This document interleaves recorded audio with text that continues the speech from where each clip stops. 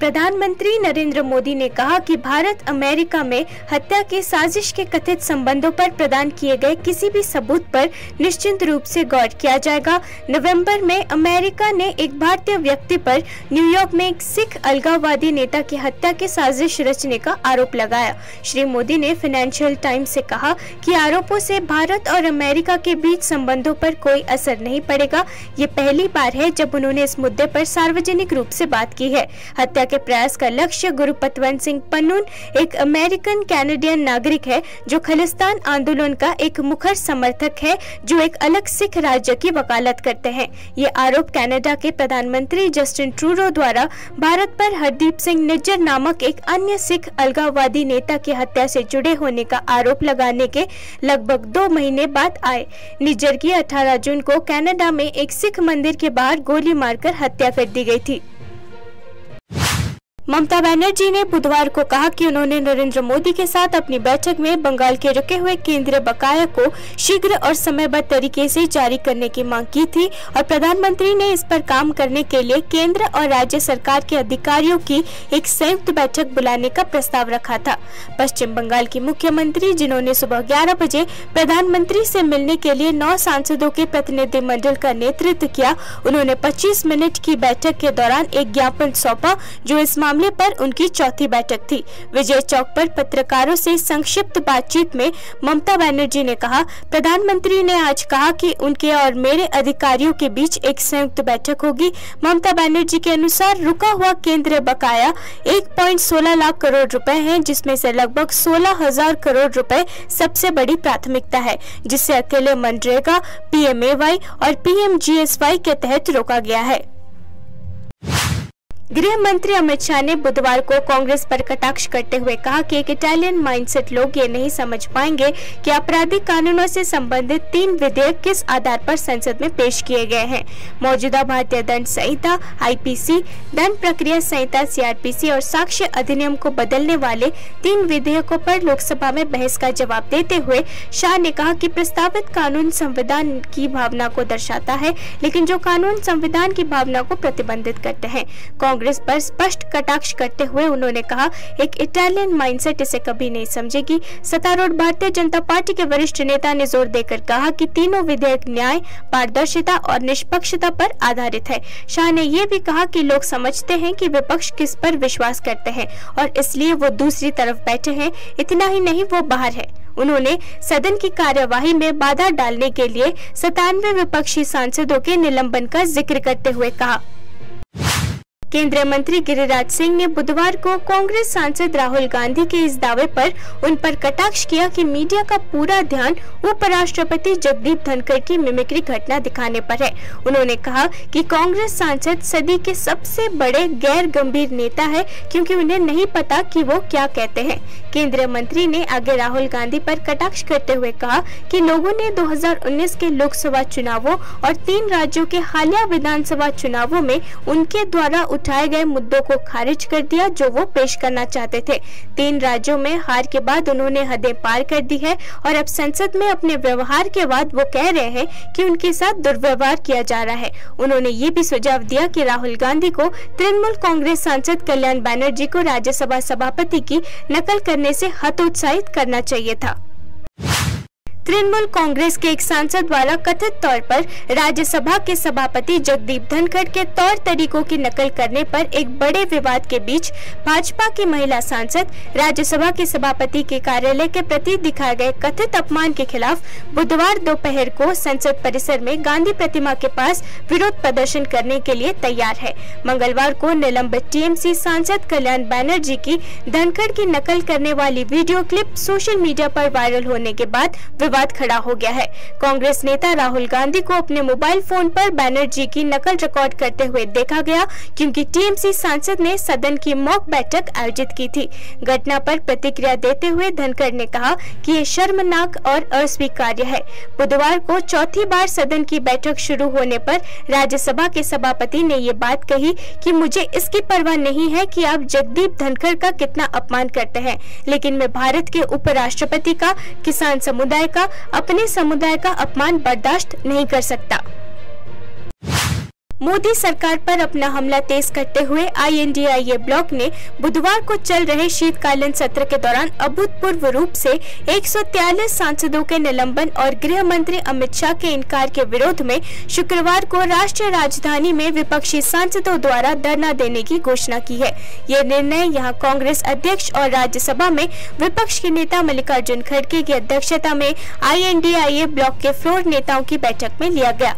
राष्ट्रीय राजधानी में धरना स्थल जंतर मंतर पर सांसदों द्वारा विरोध प्रदर्शन करने का निर्णय INDIA के शीर्ष नेताओं द्वारा 22 दिसंबर को सांसदों के निलंबन के खिलाफ देश भर में प्रदर्शन करने के निर्णय के एक दिन बाद आया है। ये पहला संयुक्त प्रदर्शन होगा जो इस साल मई से पार्टियों के हाथ मिलाने के बाद INDIA विरोध कार्रवाई शुरू हुई। सांसदों के निलंबन के खिलाफ विरोध प्रदर्शन के दौरान 19 दिसंबर को संसद भवन के मकर द्वार पर तृणमूल कांग्रेस के निलंबित सांसद कल्याण बनर्जी को उपराष्ट्रपति जगदीप धनखड़ की नकल करते देखा गया। कांग्रेस नेता राहुल गांधी को अपने फोन से तृणमूल कांग्रेस का वीडियो बनाते देखा गया। इस घटना से पूरे देश में नया विवाद खड़ा हो गया है और भारतीय जनता पार्टी ने इसकी कड़ी निंदा की है। इस बीच झुंझुनू में VP धनखड़ के गाँव के लोगों ने नाराजगी जताई और कल्याण बनर्जी के खिलाफ कानूनी कार्रवाई की मांग की है। बहुत बड़े पद के ऊपर होते हुए, उपराष्ट्रपति संवैधानिक पद पे होते हुए राहुल गांधी ने इतने बड़े कांग्रेस के नेता होते हुए भी ऐसा वीडियो बनाया, बड़े दुर्भाग्य की पूर्ण की बात है। ये बड़ी आश्चर्यचकित की बात है। हमारे गांव में जन जन के आक्रोश हो रहा है और गांव में इस मामले में जगह जगह इकट्ठे आदमी हो रहे हैं, उनका पुतले फूंकने की तैयारी हो रही है। ये दुर्भाग्यपूर्ण है। संसद में संवैधानिक पद पर बैठे व्यक्ति के साथ इस प्रकार की मिमिक्री करना गलत है और ये हम इसकी निंदा करते हैं। क्षेत्र में गांव में आक्रोश है। लोकसभा ने बुधवार को 1885 के भारतीय टेलीग्राफ अधिनियम, 1933 के भारतीय वायरलेस टेलीग्राफी अधिनियम और 1950 के टेलीग्राफ तार अधिनियम को बदलने के लिए टेलीकम्युनिकेशन बिल 2023 पारित किया। विधेयक का उद्देश्य संबंधित कानून में संशोधन और समेकन करना है। दूरसंचार सेवाओं और दूरसंचार नेटवर्क का विकास, विस्तार और संचालन, स्पेक्ट्रम का असाइनमेंट और जुड़े मामले। रविवार को जारी लोकसभा बुलेटिन के अनुसार भारत के राष्ट्रपति ने संविधान के आर्टिकल 117(1) के तहत विधेयक को पेश करने की सिफारिश की और आर्टिकल 117(3) के तहत वित्त विधेयक के रूप में इस पर विचार करने की भी सिफारिश की। तदनुसार विधेयक 18 दिसंबर को केंद्रीय मंत्री अश्विनी वैष्णव द्वारा पेश किया गया था। विधेयक को पेश करने के लिए वोट मंत्री द्वारा अनुमति मांगने के कुछ मिनट बाद डाले गए थे। जैसे जैसे 22 जनवरी 2024 को रामलला का अभिषेक समारोह नजदीक आ रहा है, पूरे देश में धार्मिक उत्साह बढ़ रहा है। अयोध्या राम मंदिर के उद्घाटन में कई महत्वपूर्ण कार्यक्रम शामिल है। गुजरात के वडोदरा में भव्य राम मंदिर निर्माण स्थल अयोध्या में ले जाने के लिए 108 फीट लंबी एक विशाल अगरबत्ती तैयार की जा रही है। भक्त के मुताबिक अगरबत्ती पिछले 6 महीने से तैयार की जा रही है और कम से कम 1.5 महीने तक जलती रहेगी। श्री राम जन्मभूमि तीर्थ क्षेत्र ट्रस्ट ने इस महत्वपूर्ण समारोह के लिए विभिन्न संप्रदायों का प्रतिनिधित्व करने वाले 4000 संतों को निमंत्रण दिया है। सम्मानित अतिथियों में प्रधानमंत्री नरेंद्र मोदी अगले सप्ताह अयोध्या में मंदिर के उद्घाटन में शामिल होने वाले हैं। प्राण प्रतिष्ठा समारोह अनुष्ठान के बाद मंदिर भक्तों के लिए अपने दरवाजे खोल देगा। जो अगरबत्ती है 5 तत्वों में से बनाई हुई है। 108 फुट इसकी लंबाई है, 3.5 चौड़ाई है। ये अगरबत्ती मानो या तो 108 कुंडी यज्ञ मानो है, बराबर है। क्योंकि जितने यज्ञ के अंदर जो सामग्री यूज की जाती है वो सारी सामग्री इसमें यूज किया है। ये अगरबत्ती भव्य शोभा यात्रा के साथ अयोध्या ले जाएंगे, वहाँ प्रभु श्री राम को अर्पित करके उसको प्रज्वलित करेंगे। ये कंटिन्यूस 1.5 महीना तक प्रज्वलित रहेंगी। अभी हजारों साल के बाद में राम जन्मभूमि के अंदर प्रभु श्री राम का मंदिर बना है। बहुत सालों से लोगों को इंतजार था, वो आज पूरा हुआ है। पूरे भारत देश के अंदर हर्ष उल्लास है और भव्य से अति भव्य मंदिर बना है। उसके अंदर प्रभु श्री राम की प्राण प्रतिष्ठा होने वाली है। इसके लिए ये पूरे भारत देश के अंदर से सभी राम भक्तों ने कुछ न कुछ चीज़ उधर भेजा है। तो इसको ध्यान में रख के जो वडोदरा संस्कारी नगरी है, तो यहाँ से भी और गुजरात से कुछ अयोध्या जाना चाहिए। इसीलिए हमने ये 108 फुट अगरबत्ती बनाया है और अयोध्या भेजेंगे उसको। अभी इस अगरबत्ती के अंदर 151 किलो गिर गाय का घी यूज किया है, 376 किलो खोपरा का सीण यूज किया है, 376 किलो गूगल यूज किया है, 376 किलो इसके अंदर पूरी जो गुलाब है, ये सब मिला के वो सामग्री है। 425 किलो इसके अंदर हवन सामग्री यूज किया गया है और 1475 किलो जो गिर गाय का गोबर होता है उसका पाउडर यूज।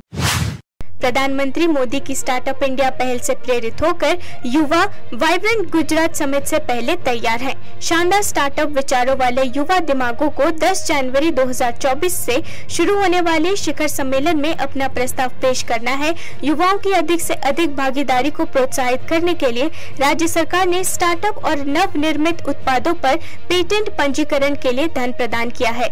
इसने वाइब्रेंट गुजरात प्रोजेक्ट के माध्यम से युवाओं की ओर से नए स्टार्टअप के लिए सूरत के नर्मद विश्वविद्यालय को 4 करोड़ रुपए का अनुदान दिया है। यूनिवर्सिटी के SSIP विभाग ने पिछले 1 साल में 5000 युवाओं को तैयार किया है और अब तक कुल 149 लोगों ने अपना रजिस्ट्रेशन करवाया है। वाइब्रेंट गुजरात ग्लोबल समिट 2024 के तहत अब तक 147 MOU पर हस्ताक्षर किए जा चुके हैं।